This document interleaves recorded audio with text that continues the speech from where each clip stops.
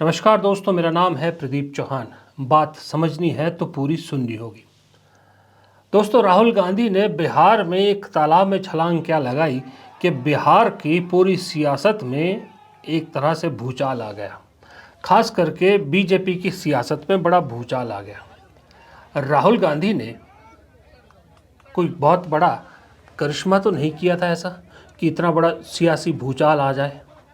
राहुल गांधी मछुआरों के साथ मछली पकड़ने के लिए अगर तालाब में उतरते हैं और उसके बाद ये तस्वीर गीली टी शर्ट के साथ बाहर आती है, तो इससे तकलीफ गीली टी शर्ट से, जिसको कहते हैं आग लगना, इस गीली टी शर्ट से आग बीजेपी में क्यों लग गई कि इस तरह की चीज़ें सामने आने लगी कि प्रधानमंत्री कट्टे और उसकी भाषा बोलने लगे, कनपट्टी और कट्टे की भाषा बोलने लगे।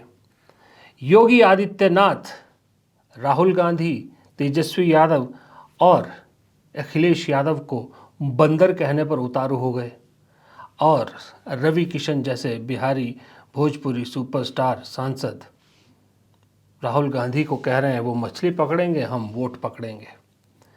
ये तीन अलग अलग तरह के बयान बता रहे हैं कि हालत उस छलांग ने क्या कर दी है। लेकिन ऐसा नहीं है कि बयानबाजी कांग्रेस की तरफ से नहीं हो रही। कांग्रेस भी बयान देती है, कांग्रेस भी निशाने बना रही है, लेकिन दोनों की भाषाओं में आपको फ़र्क देखना पड़ेगा। दरअसल आपको कांग्रेस और बीजेपी में क्या फ़र्क है ये समझना है, तो जो मैं आज 2 पॉइंट्स में आपको फ़र्क समझाने की कोशिश करूँगा, वो फ़र्क आपको समझना है। पहला पॉइंट है मेरा भाषा का। भाषा मैंने आपको दिखा दी, प्रधानमंत्री की क्या भाषा, योगी आदित्यनाथ की क्या भाषा, रवि किशन की क्या भाषा, और भी बहुत से नेता ऐसे हैं बीजेपी के जिन्होंने भाषा, पिछले 2 दिनों में भाषा का स्तर बहुत नीचे किया है। और मकसद सिर्फ और सिर्फ एक है, सबसे बड़ा मकसद है राहुल गांधी को निशाना बनाना। अब बिहार में चुनाव है तो जाहिर सी बात है फिर तेजस्वी को भी लपेटना ही पड़ता है।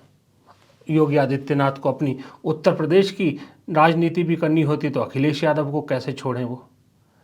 लेकिन दूसरी तरफ कांग्रेस भी जुबानी खर्च कर रही है, जुबानी प्रहार प्रधानमंत्री पे कर रही है, लेकिन वो जो कटाक्ष कर रही है उस कटाक्ष में एक भाषा की मर्यादा ज़रूर होती है। अब उदाहरण के तौर पे मैं प्रियंका गांधी और राहुल गांधी दोनों के आपको एक एक बयान सुनाता हूं जहां कटाक्ष भरपूर किया। प्रियंका गांधी ने प्रधानमंत्री के रोने की आदत पर, विक्टिम कार्ड खेलने की आदत पर कटाक्ष किया, तो राहुल गांधी ने वो जो 56 इंच के सीने का एक मुहावरा बोला जाता है, कहावत बोली जाती है, उस पर कटाक्ष किया, लेकिन भाषाई मर्यादा को बनाए रखते हुए। इसीलिए मेरा सुझाव ये है कि वो एक नया मंत्रालय बना दे और उसका नाम रखें अपमान मंत्रालय। क्यों? अच्छा सुझाव है पप्पू जी। एक अपमान मंत्रालय बना दे ताकि उनका समय व्यर्थ ना हो। वो बड़ी बड़ी सूचियां निकाल देते हैं कि हमें इसने गाली दी, उसने गाली दी, इसने हमारा अपमान किया, तो खुद क्या बैठ के सूची बनाएंगे? अपमान मंत्रालय बना देगा। और जब आप अपनी नौकरी, अपने रोजगार के लिए धरना प्रदर्शन करोगे और उनको लगेगा कि देश का अपमान हो रहा है क्योंकि कोई सवाल उठा रहा है, तो अपमान मंत्रालय बुला ले आपको, है कि नहीं?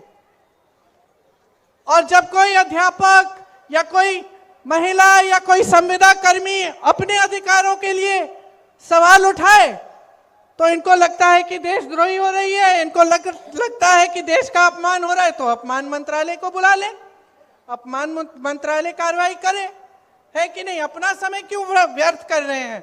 और इस अपमान मंत्रालय में मेरा यह भी सुझाव है कि मेरे परिवार के बारे में जितनी इन्होंने गालियां दी और जितना उल्टा सीधा बोला उसका भी रिकॉर्ड रखा जाए। एक लाइब्रेरी पूरी बन जाएगी किताबों की, भर देंगे उनको। गुप्ता जी प्रधानमंत्री के बारे में कह रहे थे कि 56 इंच की छाती है, मगर सच्चाई यह है कि आदमी में कितना दम होता है वो छाती के साइज से नहीं पता लगता। कितनी बड़ी छाती है उसका कोई मतलब नहीं है। गांधी जी सुपर पावर से अंग्रेजों से लड़े, उनकी कोई इतनी बड़ी छाती नहीं थी, मगर डरते नहीं थे। तो ऐसे बहुत लोग हैं जिनकी छाती इतनी बड़ी नहीं है और डरते नहीं हैं, और ऐसे भी लोग हैं जिनकी 56 इंच की छाती है और डरपोक हैं। ये फर्क दोनों तरफ मैंने आपको दिखाया कि भाषा का फर्क है, ये अंदाजे बयां का फर्क है। बयां तो सबको अपनी अपनी बात करनी है, लेकिन कौन किस अंदाज में करता है ये बहुत मायने रखता है। अब दूसरी बात करते हैं जरा अदा की। अदा में भी बड़ा फर्क है। कल प्रधानमंत्री ने पटना में रोड शो किया, और प्रधानमंत्री अक्सर रोड शो करते हैं, आपने देखा होगा। लेकिन कल के रोड शो की इसलिए मैं बात कर रहा हूं क्योंकि बिहार का चुनाव है और प्रधानमंत्री एनडीए के प्रचारक के तौर पर वहां पर चुनाव प्रचार कर रहे थे। दूसरी तरफ आज प्रियंका गांधी ने भी रोड शो किया बिहार में, और उन्होंने महागठबंधन के प्रचारक के तौर पर प्रचार किया। दोनों अपने अपने गठबंधन के लिए प्रचार करते हैं, पर आपकी स्क्रीन पर तस्वीरें हैं, आप दोनों में फर्क देखिए। एक तरफ प्रधानमंत्री प्रचार कर रहे हैं एनडीए का, लेकिन हाथ में सिंबल है अपनी पार्टी का, यानी बीजेपी का। यानी वो क्लियरली बीजेपी के लिए प्रचार कर रहे थे, और उनके साथ उनकी गाड़ी में खड़े दो चेहरों को देखिए। एक तरफ है उनके बीजेपी के प्रदेश अध्यक्ष बिहार के, वो बड़े खुश हैं इस चीज़ से। दूसरी तरफ है ललन सिंह, जेडीयू के नेता। उनके चेहरे के हाव भाव आप देख लीजिए जब प्रधानमंत्री के हाथ में कमल का निशान देखते हैं, क्योंकि वो समझ गए कि उनका यहाँ कोई काम नहीं है, उनको इस्तेमाल किया गया। शायद इसी डर से नीतीश कुमार इस रोड शो में नहीं आए। दूसरी तरफ प्रियंका गांधी को देखिए, वो गाड़ी में उनके साथ कांग्रेस के कैंडिडेट हैं, लेकिन उन्होंने कांग्रेस के निशान को लेकर प्रचार नहीं किया, रोड शो नहीं किया। उन्होंने सिंपल एक पूरे महागठबंधन के लिए रोड शो किया, और उनके हाथ में कोई चुनावी चिन्ह या कोई पार्टी का चिन्ह नहीं था। ये फर्क है दोनों में। एक तरफ प्रधानमंत्री कह लें मैं गठबंधन की सरकार बनेगी, एनडीए की बात करेंगे, लेकिन प्रचार वो सिर्फ बीजेपी के लिए ही करेंगे, उनकी पहली प्रायोरिटी बीजेपी ही है। दूसरी तरफ कांग्रेस के प्रचारक बड़े हैं, लेकिन गठबंधन में दूसरे नंबर की पार्टी है, उसके बावजूद प्रचार पूरे महागठबंधन के लिए कर रहे हैं।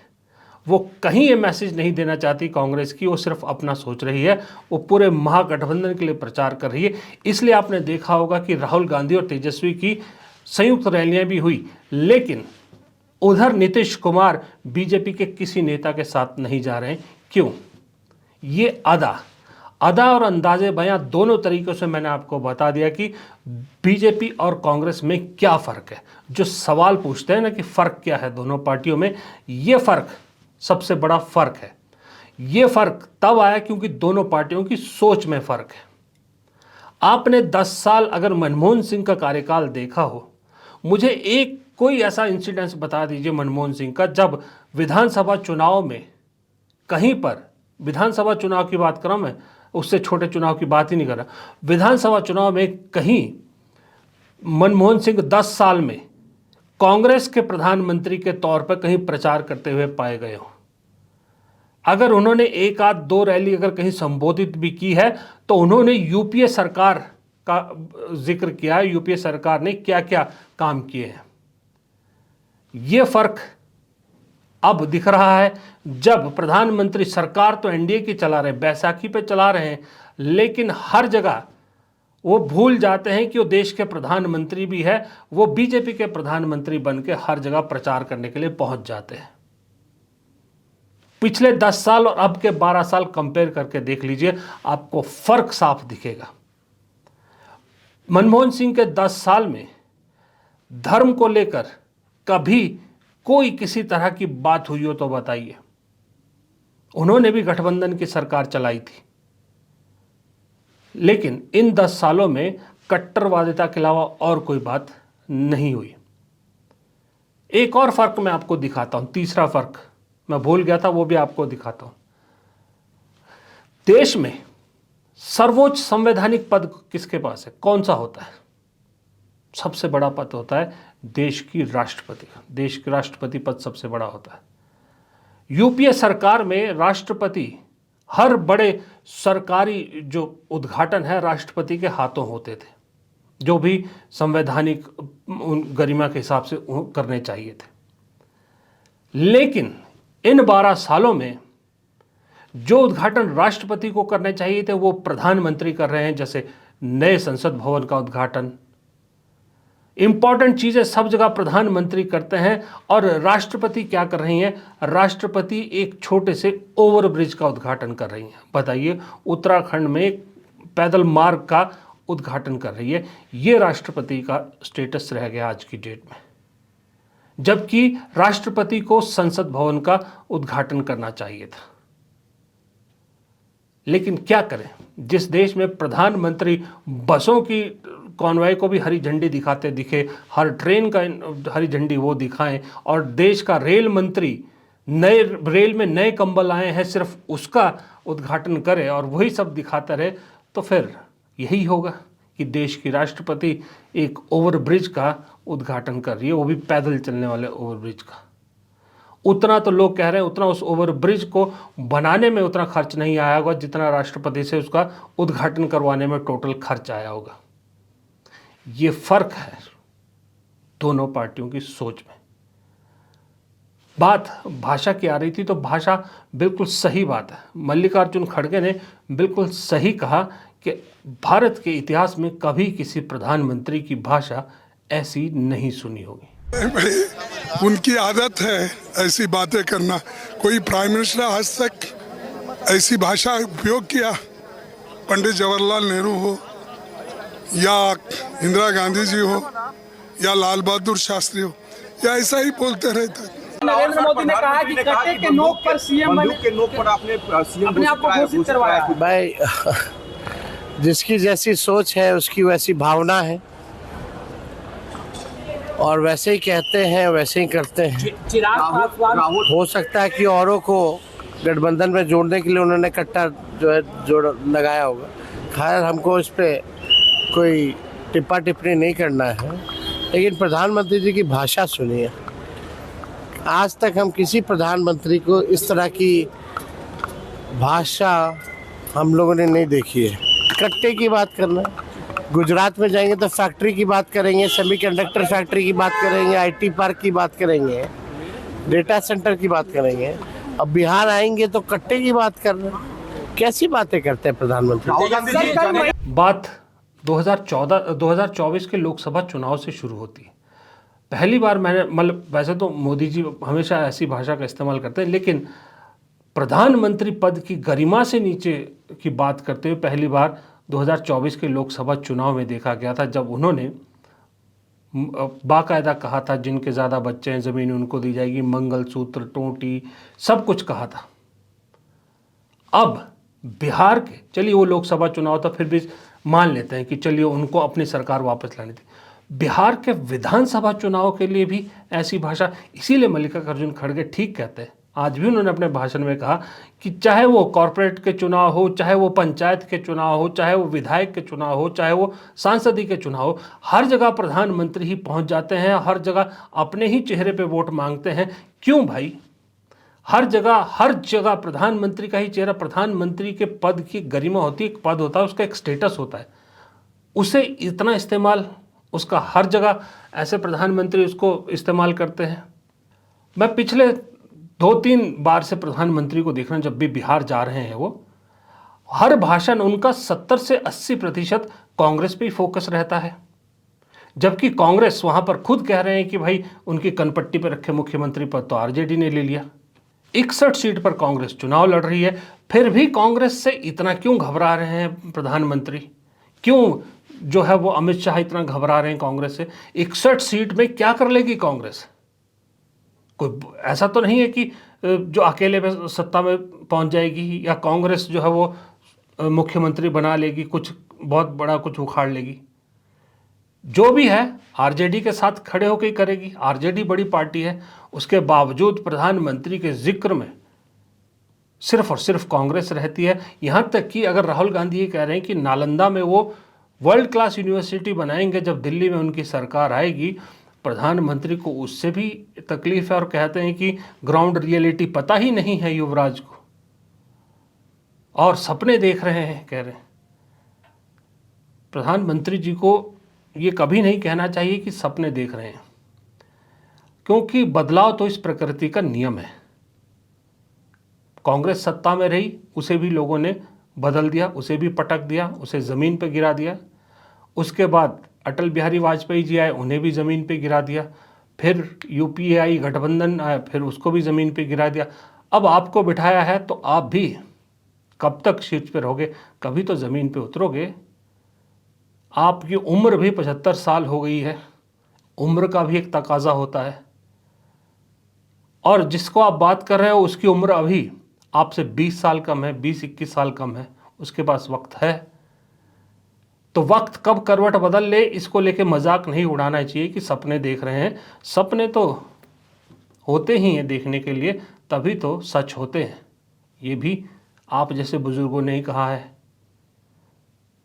उसके बावजूद भी अगर प्रधानमंत्री को सिर्फ ये लगता है कि वो जो कहेंगे वही अटल सत्य है, तो मुझे लगता है बहुत जल्द रियलिटी चेक उनको मिल सकता है। अब वो कहाँ मिलेगा मैं वो नहीं कह सकता, बिहार में मिलेगा कि नहीं मिलेगा मैं कुछ नहीं कह सकता अभी। लेकिन प्रशांत किशोर की माने तो लगता तो यह है कि पहला रियलिटी चेक 2024 के बाद का बिहार में मिलने वाला है मोदी जी को। फिलहाल इस वीडियो में इतना ही। उम्मीद करता हूँ आपको वीडियो पसंद आया होगा। पसंद आया तो लाइक ज़रूर कीजिएगा, आपके लाइक करने से बड़ी मदद मिलती है। कमेंट बॉक्स में आपकी राय बेहद ज़रूरी है। और अगर चैनल को सब्सक्राइब नहीं किया है तो प्लीज़ चैनल को सब्सक्राइब ज़रूर कीजिएगा। नमस्कार।